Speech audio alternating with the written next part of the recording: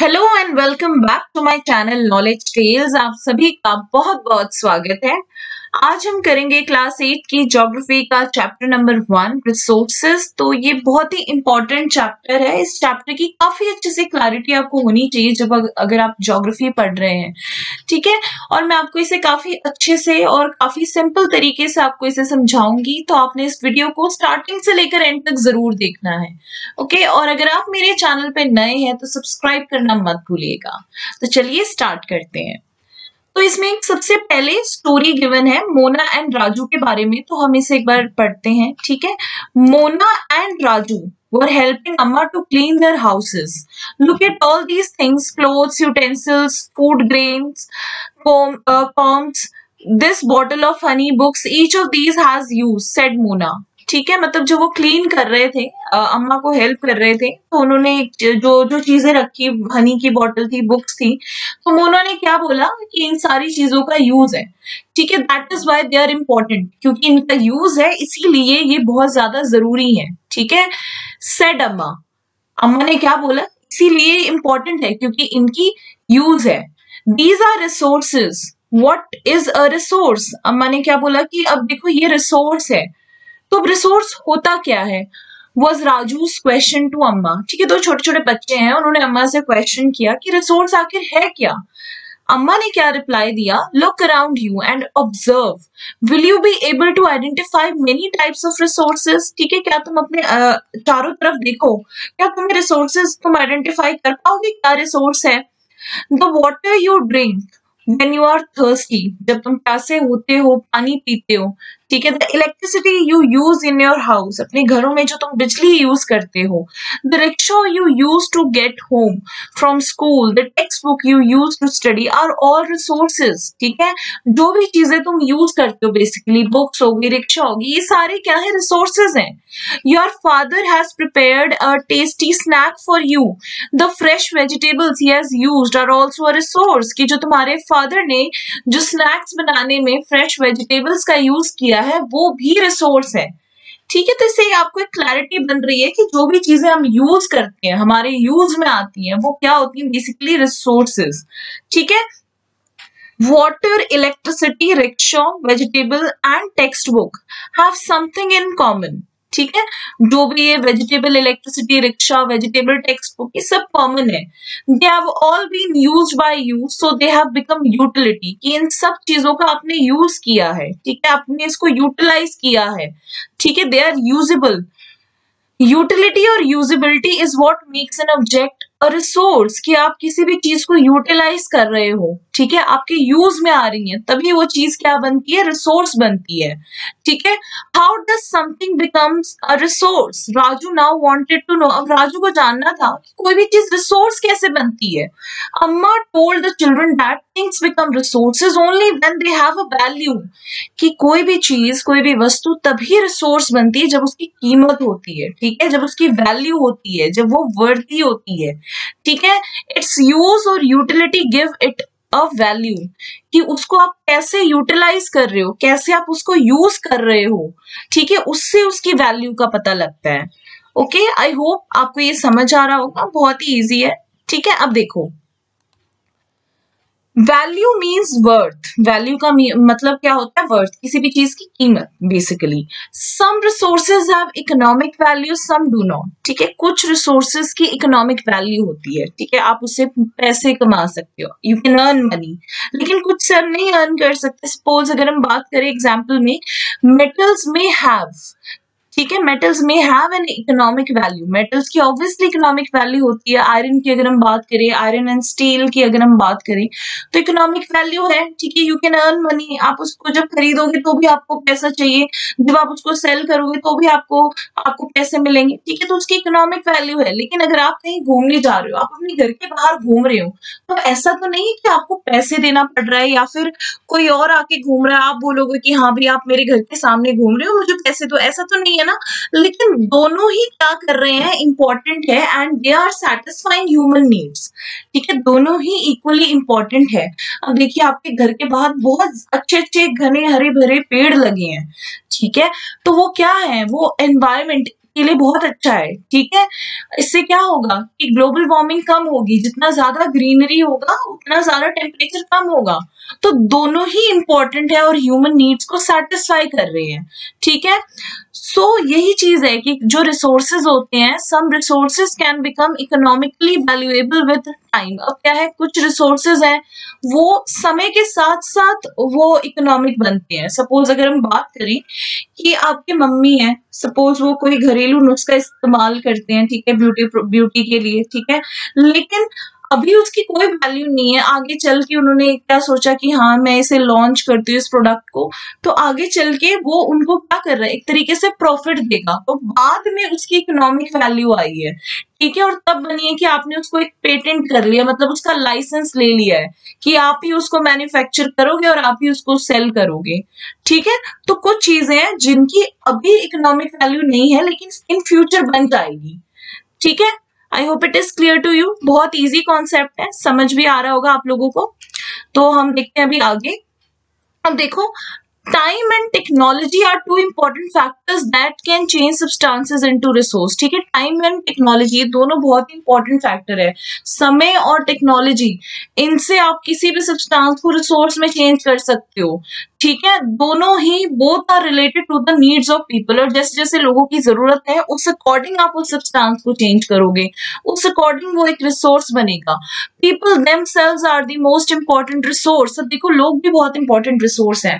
अगर हमारे पास स्किल नहीं होगा, नॉलेज नहीं होगा, तो वो आयरन है। आयरन अगर ऐसे ही रह जाता, हमारे पास नॉलेज ना होती, तो हम लोग ट्रेन्स कैसे बनाते, ठीक है, बिल्डिंग्स कैसे बनती। तो हम लोग तो सबसे इंपॉर्टेंट रिसोर्स है, बिकॉज हमारे आइडिया, हमारे नॉलेज, हमारे इन्वेंशन, डिस्कवरीज की वजह से क्या है, रिसोर्सेज का और ज्यादा मतलब उसमें क्रिएशन हुआ है, क्रिएशन ऑफ मोर रिसोर्सेज, ठीक है, हमारे आइडियाज की वजह से।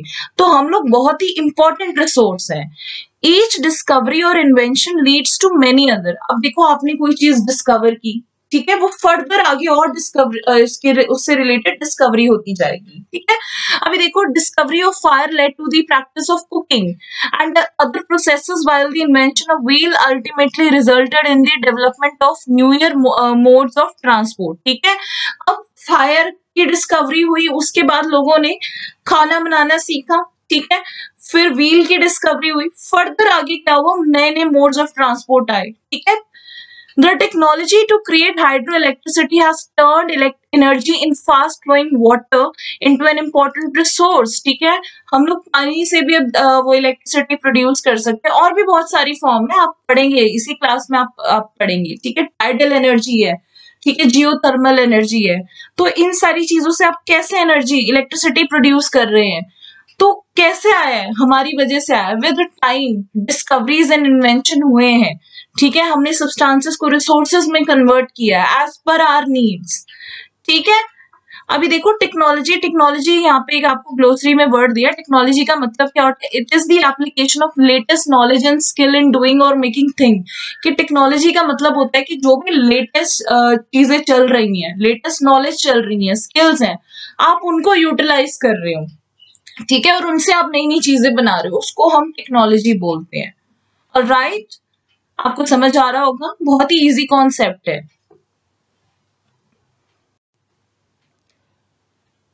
अब हम करेंगे टाइप्स ऑफ रिसोर्सेज, ओके। अब रिसोर्सेज हैं वो जनरली उनकी क्लासिफिकेशन है नेचुरल, ठीक है, natural, human made and human, ठीक है। सबसे पहले हम करेंगे natural resources. Resources that are drawn from nature and used without much modification are called natural resources. कि आप कोई भी जो चीज है, आप उसको रिसोर्स जो हमें नेचर से एज इट इज मिला है और बिना कुछ उसमें चेंजेस किए हम उसको यूटिलाइज कर रहे हैं, ठीक है, कुछ भी मॉडिफिकेशन नहीं किया है, कुछ भी चेंज नहीं किया है, एज इट इज हम उसको यूटिलाइज कर रहे हैं, उसको हम बोलते हैं नेचुरल रिसोर्स। सपोज अब एयर है, हम लोग सांस लेते हैं, हम उसमें क्या मॉडिफाई करेंगे, हम उसको एज इट इज ब्रीथ कर रहे हैं, ठीक है। Water, water in our rivers and lakes, the soil, minerals, ये सारे क्या है, नेचुरल रिसोर्सेज हैं।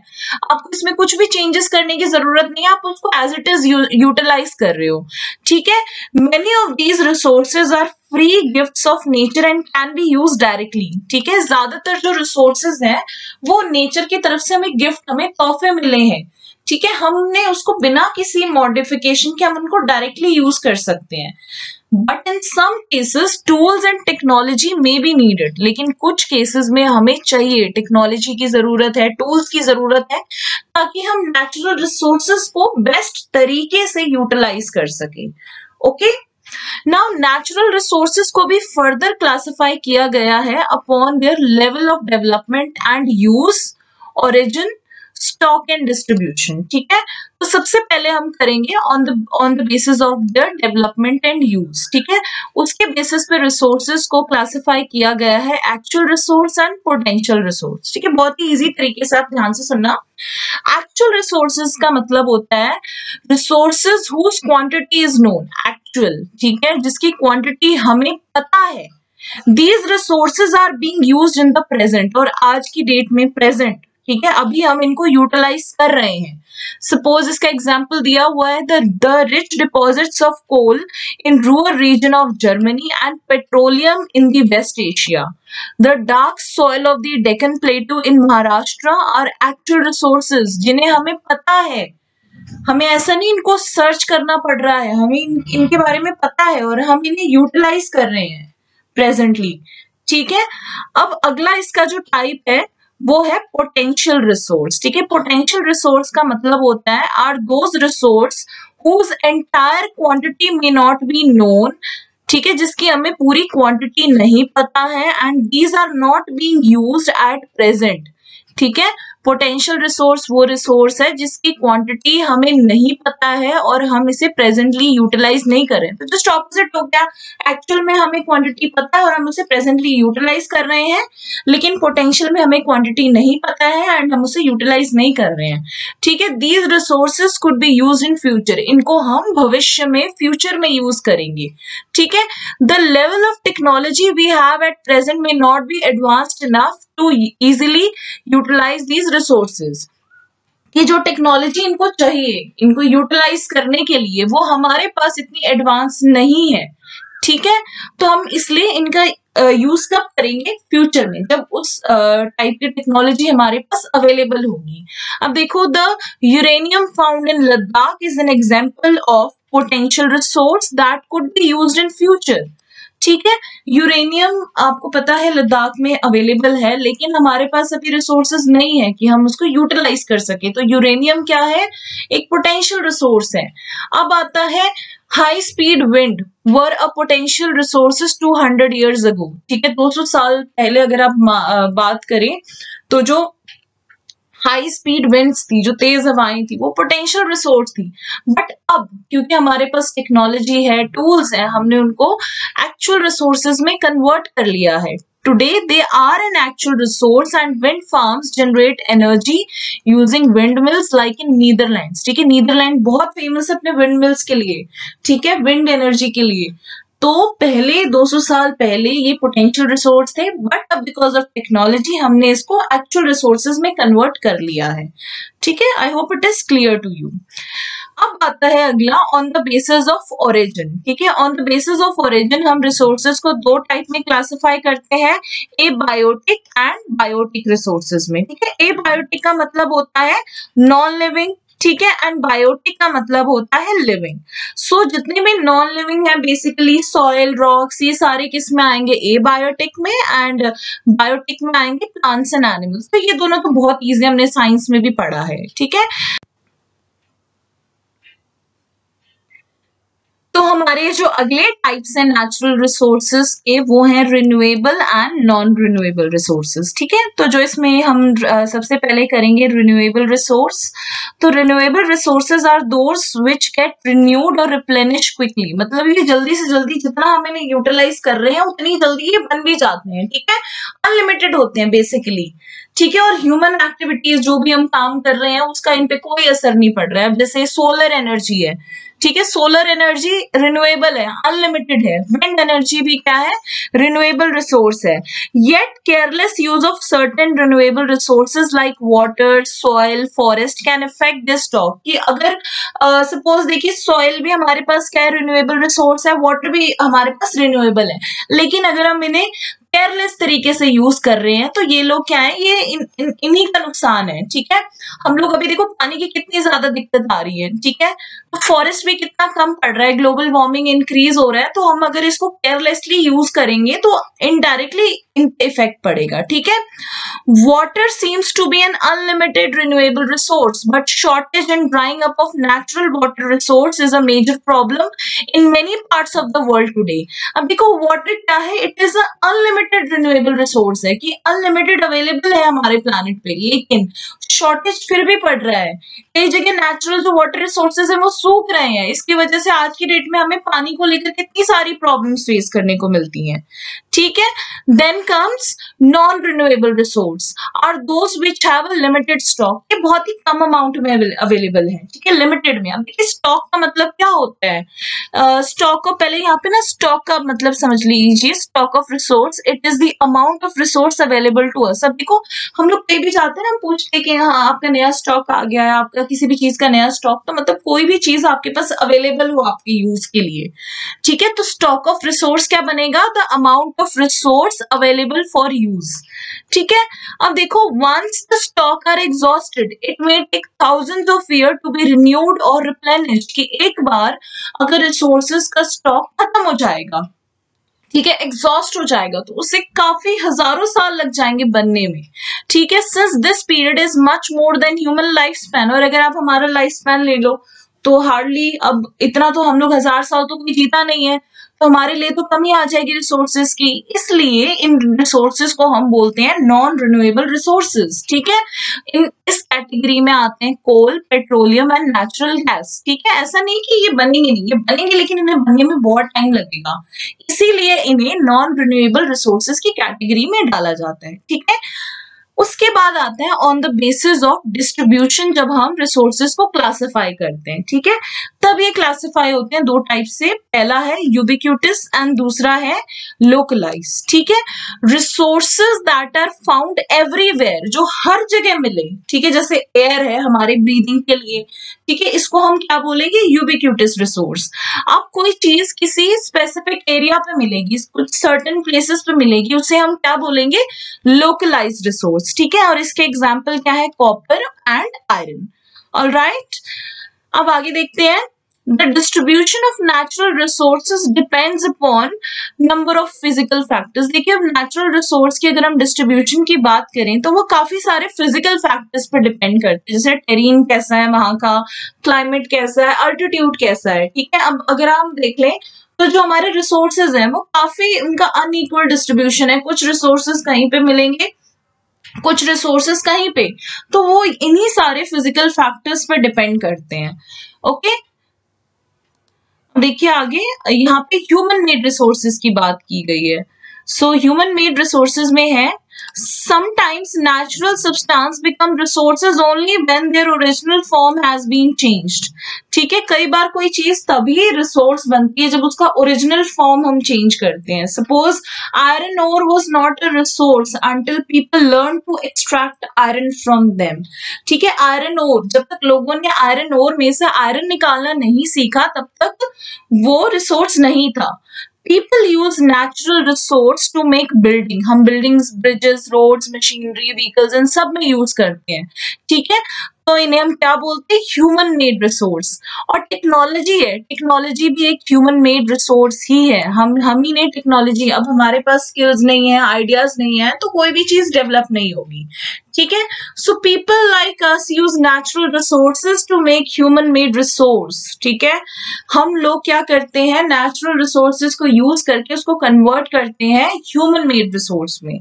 Alright, I hope it is clear to you. Next comes human resource. Okay, human resource. So people can make the best use of nature to create more resources। ठीक है, हम लोग क्या करते हैं, हम लोग किसी भी चीज का, कोई भी चीज अवेलेबल है नेचर में, हम लोग अपने आइडियाज, अपने नॉलेज को यूज करके, ठीक है, उससे ज्यादा से ज्यादा उसको यूटिलाइज कर सकते हैं। ठीक है, people can make the best use of nature, हम लोग यूज कर सकते हैं नेचर को बेस्ट तरीके से हमारे नॉलेज और स्किल से। एंड टेक्नोलॉजी तो बहुत ही इंपॉर्टेंट है। ठीक है, that is why human beings are a special resource, और हम सबसे स्पेशल रिसोर्स हैं, और हम लोगों को क्या बोलते हैं, ह्यूमन रिसोर्स। ठीक है, education and help in making people a valuable resource. और हम लोग एज इट इज, अगर अभी मेरे पास कोई नॉलेज नहीं है, कोई भी चीज नहीं है, अभी मैं भी एक ह्यूमन रिसोर्स हूँ, मैं अभी आपको पढ़ा रही हूँ तो मैं भी एक ह्यूमन रिसोर्स हूँ। तो एजुकेशन हो गई, हेल्थ हो गई, ये लोगों में एक लोगों की हेल्प करती है बहुत ही वैल्यूएबल रिसोर्स बनने में।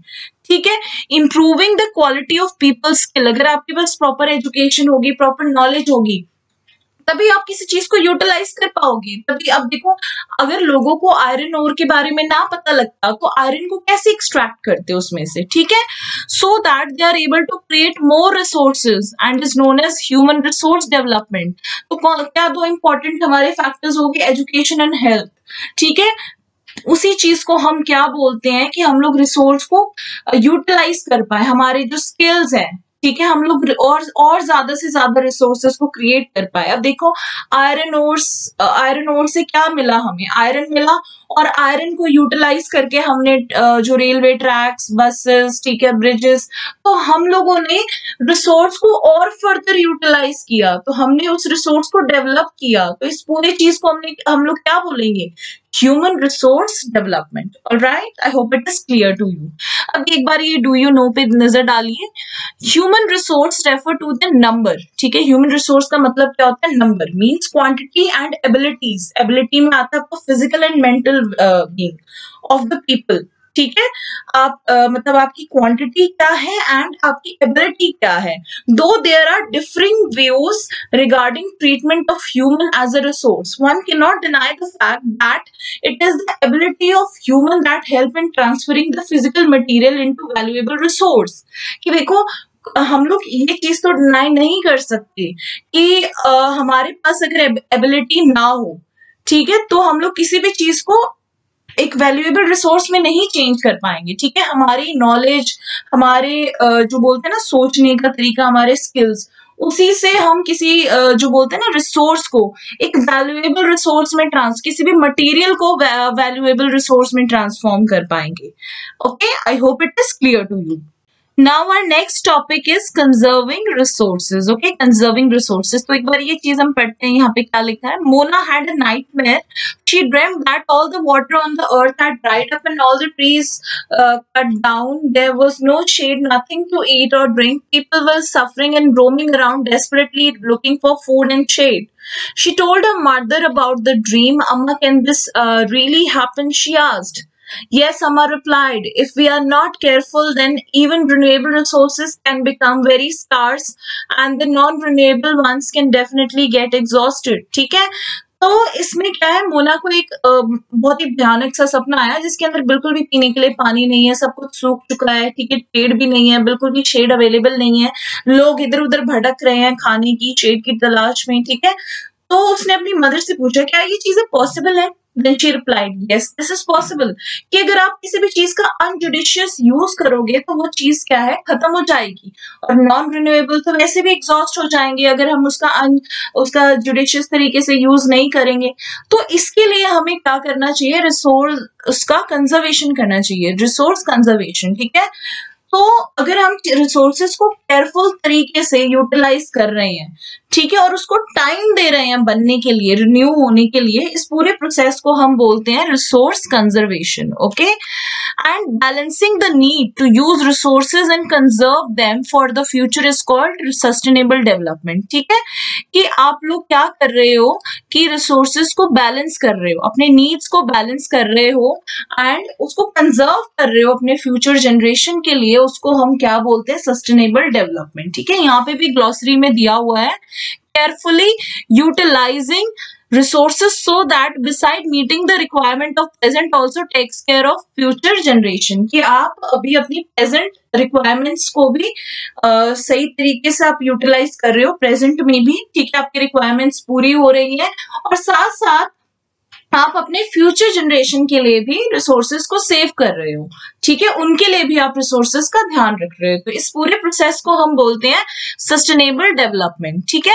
There are many ways of conserving resources, each person can contribute by reducing consumption, recycling and reusing them. Ultimately it makes a difference because all our lives are interlinked, कि हम सब contribute कर सकते हैं, ठीक है, हम सब अपना योगदान दे सकते हैं। हम कंजप्शन कम कर सकते हैं किसी चीज की, अगर जिस रूम में हमें जरूरत नहीं है इलेक्ट्रिसिटी की, लाइट की, हम वहां पे ऑफ कर दे, ठीक है, हम इलेक्ट्रिसिटी को सेव करेंगे।